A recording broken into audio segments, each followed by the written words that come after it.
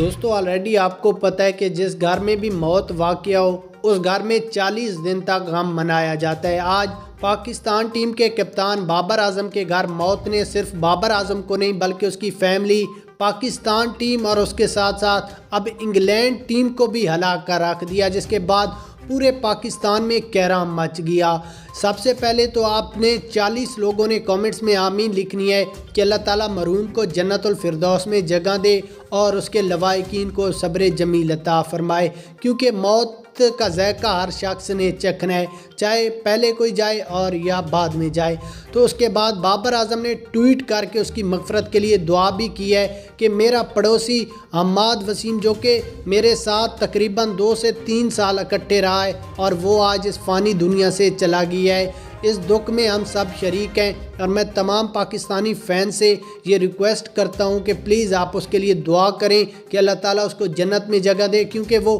ایک غریب گھرانے سے تعلق رکھتا تھا۔ میں نے اس کی بہت زیادہ سپورٹ کی ہے اور اب اس کو صرف دعاؤں کی ضرورت ہے جو کہ آپ لوگ کر سکتے ہیں۔